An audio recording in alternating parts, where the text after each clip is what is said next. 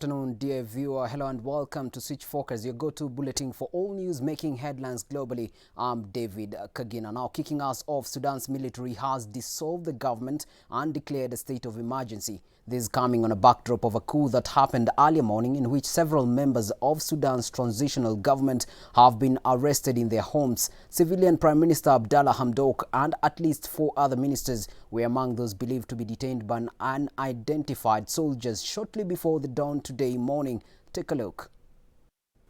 In the situation in Sudan, now a large number of demonstrators are on the streets of the capital, Khartoum, in protest against the reported military coup. There's also a statement from the chairperson of the African Union Commission on the situation in Sudan, which says, and I quote, "The chairperson of the African Union Commission, Musa Faki Mahamat, has learned with deep dismay of the serious development of the current situation in Sudan, which has resulted, among other things, in the arrest of Prime Minister Abdallah Hamdok and other civilian officials. The chairperson calls for immediate resumption of consultations between civilian and the military within the framework of political declaration and the constitutional decree. The chairperson reaffirms that dialogue and consensus is the only relevant path to save the country at its democratic transition. The chairperson further calls for the release of all arrested government officials and the necessary strict respect of human rights.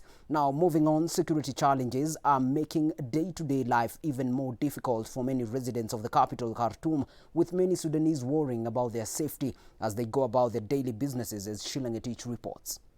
Several global leaders have responded to the ongoing situation in Sudan. Antonio Guterres, the Secretary General of the UN, says, and I quote, "I condemn the ongoing military coup in Sudan. Prime Minister Hamdok and all other officials must be released immediately. There must be full respect for the constitutional charter to protect the hard-won political transition. The UN will continue to stand with the people of Sudan." There's also a statement from the US Embassy in Khartoum which says, and I quote, "The US Embassy is gravely concerned by reports that the armed forces have taken action against Sudan's civilian government and condemns actions that are undermining Sudan's democratic transition." Colombia has announced that the country's most wanted drug trafficker will be extradited to the US after he was captured in a raid. Otoniel faces extradition orders from the United States, and Colombian officials say the government will work with authorities to make sure the extradition takes place. Flora Limuki with the details.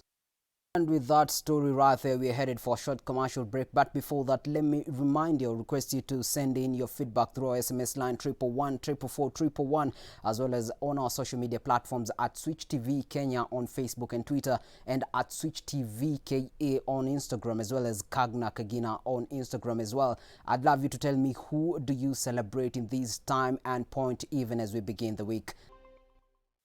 Welcome back, and for those joining us right now, this is Switch Focus, your go-to bulletin for all news making headlines globally. With me, David Kagina. As I had asked you earlier to send me an SMS with who you're celebrating, I see someone has quickly heeded to the call. This is Charity Mbithe to her sister. She says she celebrates Faith Mukulu. It's not just about how you sacrifice so much for many people who needed you, or how you keep pushing yourself and raising the bar high for us all. Neither is it for just how much more of a patient you are than a sister, your job and everything you do. You're a blessing to me and to all of us. I thank God so much for you.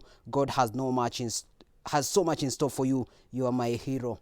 Thank you, Charity, for sending your feedback. Now, moving on with news. A powerful storm has drenched wildfires scarred northern California, triggering mudslides and flooding, while heavy winds toppled utility poles and down trees in what meteorologists called it a bomb cyclone.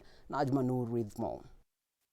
Turkey is yet to have its biggest ever diplomatic crisis for declaring ambassadors of 10 Western countries as persona non grata.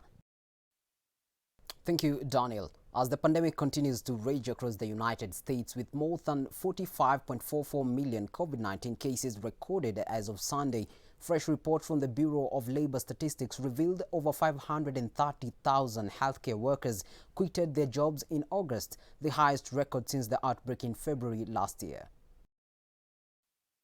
Saudi Arabia's Crown Prince Mohammed bin Salman bin Abdulaziz Al Saud has declared that his country's commitment to reaching net zero carbon emissions by 2060. The Crown Prince made the statement at the annual Saudi Green Initiative Forum in the capital, Riyadh. He announced that the Saudi government will work to improve the country's energy consumption mix, energy production efficiency, and investment in new energy, as Emmanuel Terrell reports. That story right there brings us to the end of our bulletin, but before leaving, I'll sample one more of your feedback. This one is from Kevin Jema. He says he celebrates the mother. He says, and I quote, "Your strength, resilience, and determination to make things work out for us as a family has left me in awe, especially now that I am old enough to see some of the sacrifices you make. You have taught me to know and trust God, to be a giver and still pushing to be a better son, brother, and mom." There goes the SMS. Thank you to everyone who's made this bulletin a success. My producer has been Sheila Ngetich, and I'm David Kagina. Till next time.